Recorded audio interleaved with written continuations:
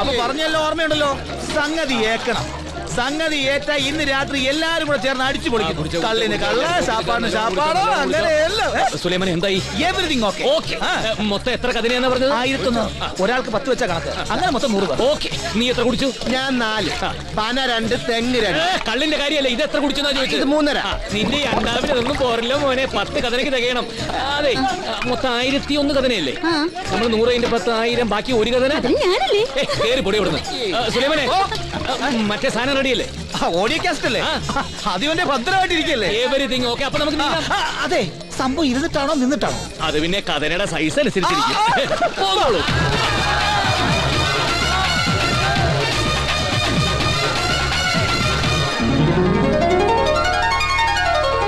പ്രിയമുള്ള നാട്ടുകാരെ, സഹോദരി സഹോദരന്മാരെ, പുറം നാട്ടിൽ നിന്നും ഉന്നത വിദ്യാഭ്യാസം നേടി കൃഷ്ണപുരം ഗ്രാമത്തിന്റെ അഭിമാനമായി മടങ്ങിയെത്തുന്ന കുമാരി സത്യഭാമ ഈ മണ്ണിൽ വന്നിറങ്ങുമ്പോൾ വമ്പിച്ച ഖരഘോഷത്തോടുകൂടി ആ പുണ്യവതിയെ സ്വീകരിച്ച് ആനയിക്കണമെന്ന് വിനയാനുവിനായി ഞാൻ അപേക്ഷിച്ചുകൊള്ളുന്നു.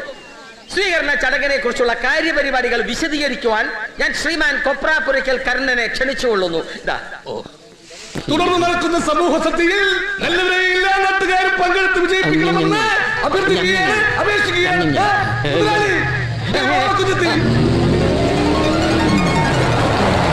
മേളം മുഴങ്ങട്ടെ.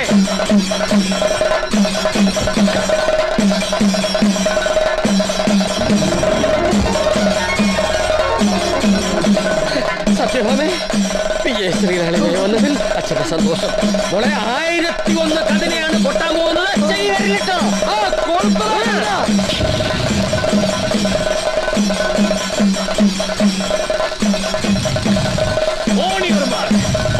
റെഡി, ഒഴിച്ചോടാ.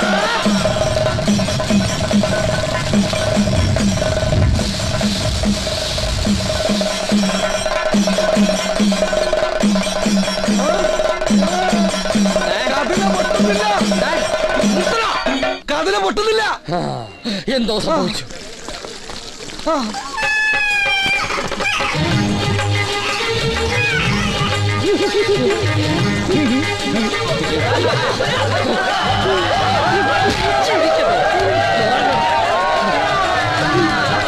മോളെ വീട്ടിലോട്ട് വെക്കോ.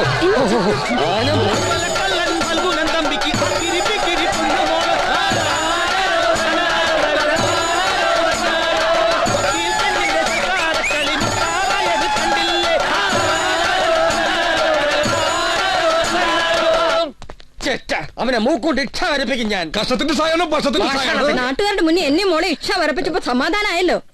ഒരു നല്ല കാര്യത്തിന് വേണ്ടി ചെയ്തത് ഇങ്ങനെ തീരുമെന്ന് ഞാൻ കരുതിയില്ല. നാട്ടുകാരുടെ ആ പാർത്ഥന്റെ മുന്നിൽ നിനക്ക് മോക്ക് ഒരു മതിപ്പ് ഇട്ടിട്ടെന്ന് വിചാരിച്ച് ചെയ്തതാ. നനഞ്ഞു ഇപ്പൊ നല്ല മതിപ്പായല്ലോ. അവളെ ഞാൻ സമാധാനിപ്പിക്കാം. മോളെവിടെ?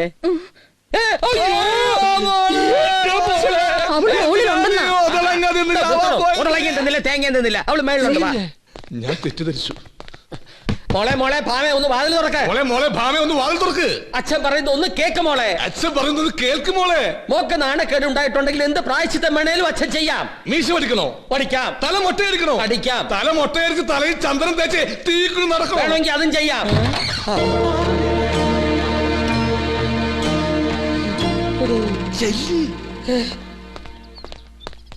മോളെ, കാലം കുറേയായി ആ പാർത്ഥം കാരണം ഈ അച്ഛൻ അനുഭവിക്കുന്ന മനോവേദനയ്ക്ക് നാണക്കേടിനും ഒന്ന് പകരം വീട്ടാൻ നോക്കി.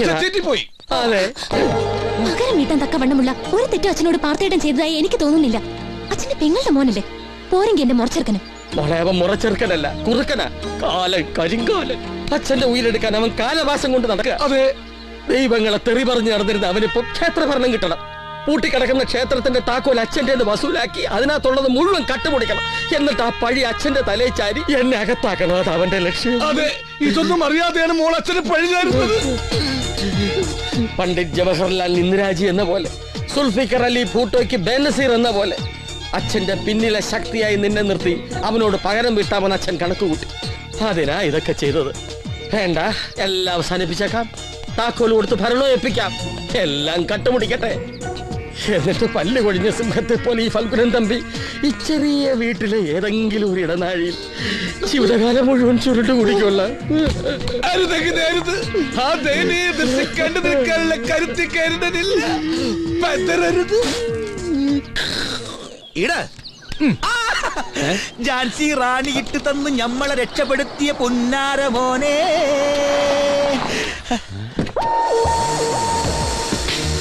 പക്ഷേങ്കിൽ ആ റാണി തന്നെ നേരിട്ട് വന്നെന്റെ ശൈത്താനേ.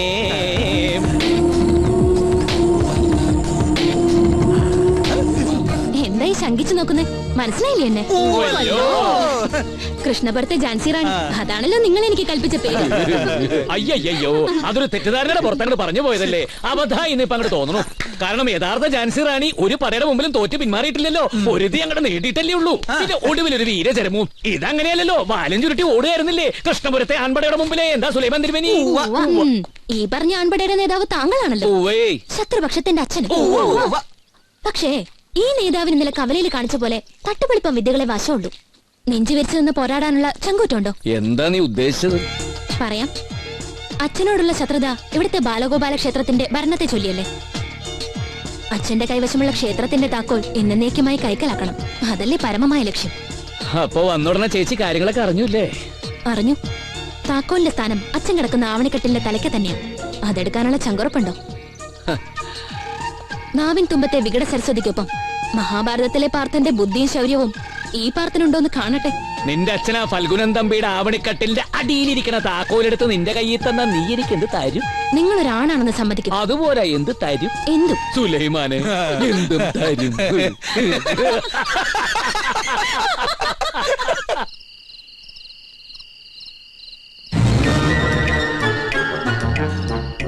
എല്ലാവരും നല്ല ഉറക്കമാ. എവിടെയെങ്കിലും ശബ്ദം കേട്ടാ അപ്പം നീ മെയിൻ സ്വിച്ച് ഓഫ് ചെയ്തോണം. ഓക്കെ? എന്റെ ആണത്തോ അവൾക്ക് തെളിയിക്കണമല്ലേ? ഞാൻ ആണാണെന്ന് ഇന്ന് അവൾക്ക് തെളിയിച്ചു കൊടുക്കാം. അത് വേണം. കുഞ്ഞിഞ്ഞു നിൽക്ക്. എന്തിന്? കുറ്റി തുറക്കാൻ.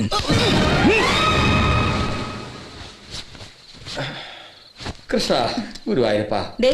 മോള് വന്ന ദിവസ ഞാൻ ഇന്ന് അവിടെയാ. ഇന്ന് ഒറ്റയ്ക്ക് കിടന്നാ മതി. നീ ഇവിടെ കിടന്നോണ്ടെന്തോന്ന് പറയാ? ഞാനിതങ്ങ് പൂട്ടുക. ഞാൻ എന്നെ പൂട്ടി. ചിമ്മിക്ക് ഇതാണോ പ്രശ്നം? ജിമ്മി മോങ്ങാതെ അടങ്ങി കിടക്കേ. സൈലൻസ്. നിന്റെ ഗതി എന്നടാ എനിക്ക്. നീ ഒറ്റയ്ക്ക്, ഞാനും ഒറ്റയ്ക്ക്. നമ്മുടെ ഗതികേട് ഇതാരറിയാൻ, ആര് കാണാൻ?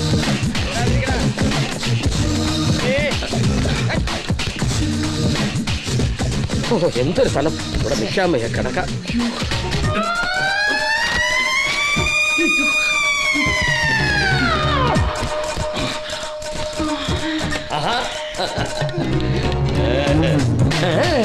നീ ഇവിടെ തന്നെ വരുമെന്ന് എനിക്കറിയാം.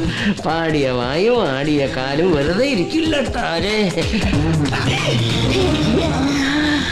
അതെന്റെ കൈയാടി.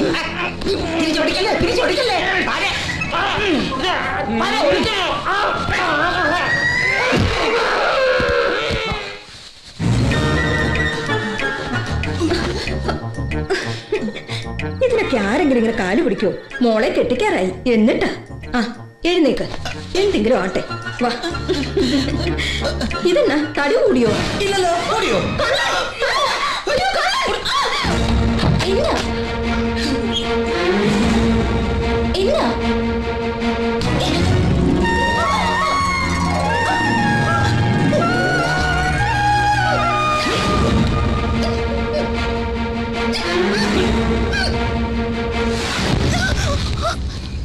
നീ പറഞ്ഞ ചങ്കൂറ്റം പാർത്ഥം കാണിച്ചിരിക്കുന്നു. മതിയാ? അയ്യോടാ, താക്കോലെടുക്കാൻ പോയ വീരൻ ജാൻസി റാണിയെ പൊക്കിക്കൊണ്ടു പോന്നോ? നീ എന്താ പറഞ്ഞത്? അച്ഛൻ കിടക്കുന്ന ആവണിക്കട്ടിന്റെ അടിയിലാണ് താക്കോലെന്ന്. ആവണിക്കട്ടിന്റെ അടിയിൽ അല്ലടി താക്കോല്. അതിനേക്കാൾ നല്ല സേഫ് ലോക്കറിന്റെ അടിയിൽ. അതെവിടാ? കുന്തം പോയ കുടത്തിലും തപ്പണം നല്ലേ സുലൈമാനെ? കുടത്തിലാണോ പോയത്? ഉപ്പ കാണിച്ചു തരാം.